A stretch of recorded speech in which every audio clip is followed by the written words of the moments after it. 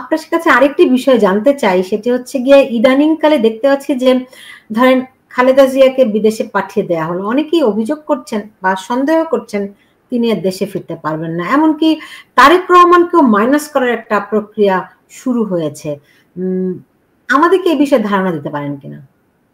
না, এটা আমার কাছে, আমি অনেক আগের থেকে তো এই কথাগুলো বলে আসছি যে একেবারে আগস্ট মাসের 8 তারিখে আমি একটা ফেসবুক স্ট্যাটাস দিয়েছিলাম যে যেভাবে আজকের এই দিনের ঘটনাটা ঘটলো 8 তারিখে, বিএনপিকে মাথা ঠান্ডা রাখতে হবে, প্রচণ্ড মাথা ঠান্ডা রাখতে হবে এবং তাদেরকে বিগত 1/11 সেই ঘটনা মনে করতে হবে। 1/11-তে যেটা হয়েছিল, বিএনপির পরাজয়ের ফলে বিএনপি কেঁদেছিল, আওয়ামী লীগ হেসেছিল এবং অল্প কিছুদিন পরে আওয়ামী লীগের কান্না যখন শুরু হলো, সেই কান্না এমন হয়ে গেল যে কয়দিন পরে বিএনপি এবং আওয়ামী লীগ গলাগলি ধরে একসাথে কেঁদেছিল। ফলে বিএনপির উচিত যে তাদের আনন্দটা যেন এই সময় এমন পর্যায়ে না হয় যে আরেকটি 1/11 সেই প্রেক্ষাপট রচিত হয়ে তাদের কান্না আসে এবং সেই কান্না আবার পরবর্তীতে আওয়ামী লীগের কান্নার সঙ্গে গলাগলি ধরে সেই কান্না যেন না হয়।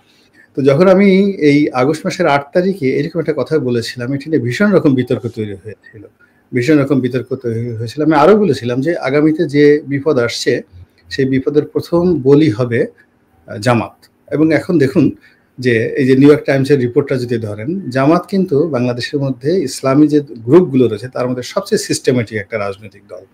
কিন্তু এই পুরো বাংলাদেশের যে এক্সট্রিমিজম থেকে শুরু করে যা কিছু রয়েছে, তো সেই এক্সট্রিমিজমের পুরো দায় দায়িত্ব জামাতের পুরো আসছে এবং জামাতের সাথে ইতিমধ্যে ক্যান্টনমেন্টের সাথে সম্পর্কটা, যেহেতু ডক্টর ইউনূসের সাথে সম্পর্ক ভালো, ক্যান্টনমেন্টের সাথে সম্পর্ক খারাপ হয়ে গেছে, বিএনপির সাথে দা কুমড়ার সম্পর্ক খারাপ হয়ে গেছে। অন্যান্য ইসলামিস্ট গ্রুপগুলো যারা তাদের সঙ্গে ঐক্য করবে, সেই চরমোনাই থেকে শুরু করে হেফাজত, সেই পুরো ঐক্যটা এখন একেবারে রিভার্স হয়ে গেছে। তো এই যে জামাতের যে এই সমস্যাটার কথা আমি যখন সেপ্টেম্বর মাসে বললাম বা আগস্ট মাসের মাঝামাঝি বললাম, তখন জামাতের লোকজন খুব রাগ করেছে। জামাতের কতগুলো পেইড ইউটিউবার রয়েছে, আপনি তো জানেন যে তারা লন্ডনে আমেরিকাতে থেকে তাদের কাজই হলো বিভিন্ন লোকের গালি দেওয়া। তারা আমাকে গালিগুলি দিয়েছে রীতিমতো অস্থির। এখন তো তারা সবাই মাথায় হাত দিয়ে বলে যে এই লোকটাই তো ওই প্রথম বলেছিল। তখন জামাতের লোক তো আমার কাছে সবাই আসছে, গত সেই 2009 থেকে এই আগস্ট পর্যন্ত সবাই আমার কাছে আসছে, একেবারে টপ টু লোক। জামাতের সব লোক আসছে, বিপদের সময় আসছে, বুদ্ধির জন্য আসছে, পরামর্শের জন্য আসছে। কিন্তু all on a sudden August মাসের পরে মনে হলো তারা সম্রাট আওরঙ্গজেব হয়ে গেছেন প্রত্যেকটা লোক।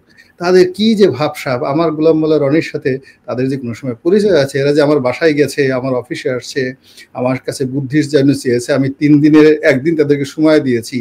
এখন তাদের চোখ এক একটা 33টা ব্যাটারি দিয়ে যে টর্চ লাইটগুলো আছে ওইরকম ভাবে তাদের এক একটা চোখ বড় বড় লাইটওয়ালা চোখ হয়ে গেছে। ওদের দিকে তাকিয়ে আমি এখন বলতেই সাহস পাচ্ছি না যে আমাদের ওই লোকগুলো একসময় আমার কাছে আসতো।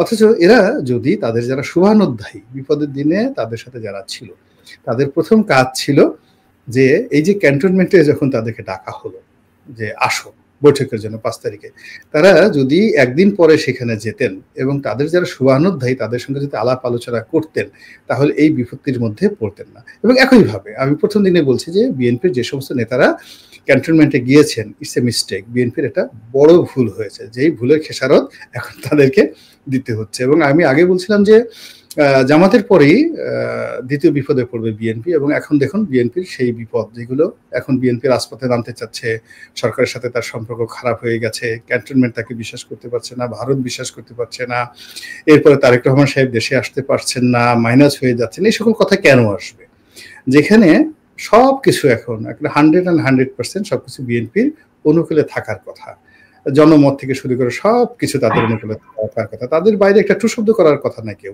কিন্তু এখন বেগম জিয়া এই বাংলাদেশে শেখ হাসিনা যাকে তাড়াতে পারেননি, যিনি একেবারে হাসপাতালে মরণাপন্ন ছিলেন, তারপরে তিনি জেলখানাতে মরণাপন্ন ছিলেন, কিন্তু তিনি তো বিদেশে যাওয়ার জন্য শেখ হাসিনার কোনো শর্ত বা আওয়ামী লীগের কোনো শর্ত মানেননি।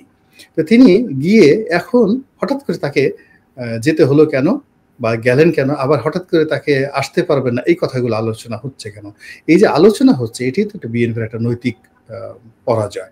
এখন এটা তিনি যদি না আসেন তো বলবো যে আসতে পারছে না, আবার যদি তাকে আসতে হয় তাহলে যে জনগণের অবিশ্বাস দূর করার জন্য তাকে আসতে হচ্ছে, it's a very bad thing. আর প্র্যাকটিক্যালি হলো এই বাংলাদেশে যেহেতু অসংখ্য মব হচ্ছে, মানে কোথাও কোনো কিছু হচ্ছে না, ফলে এখানে তারেক রহমান সাহেব এবং বেগম জিয়ার যে জীবন, এই জীবনের যে নিরাপত্তা, সেই নিরাপত্তার বিষয়টি রাষ্ট্র সরাসরি কিভাবে দেখছে, কিভাবে নিচ্ছে, তার উপরে রাষ্ট্রের এই বিধি ব্যবস্থার উপরে তারেক রহমান সাহেব এবং খালেদা জিয়া তাদের কতটুকু বিশ্বাস এবং আস্থা রয়েছে, এটা যাকে বলা হয় তাদেরকে সিদ্ধান্ত নিতে হবে। কারণ হলো এই বাংলাদেশে দুটো ঘটনা বলি।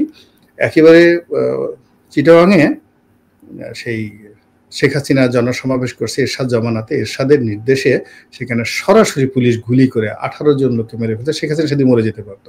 এতে বাংলায় ঘটেছে, কোনো বিচার হয়নি। তারপরে এই বাংলাদেশে 21শে আগস্টের গ্রেনেড হামলার মতো ঘটনা ঘটেছে। এই বাংলাদেশে এই জনসমাবেশ করতে গিয়ে শাহ এম এস কিবরিয়া মারা গেছেন, কোনো বিচার হয়নি এখন পর্যন্ত। এই বাংলাদেশে সেই রমনার বটমূলে উদিসির অনুষ্ঠানে হামলা হয়েছে। কাজেই রাষ্ট্র ব্যবস্থা যদি সঠিকভাবে কার্যকর না হয়, যারা রাজনীতিবিদ তারা যে কোনো একটা জনসমাবেশ যদি করতে যান, এই জনসমাবেশের উপর কারো নিয়ন্ত্রণ থাকে না।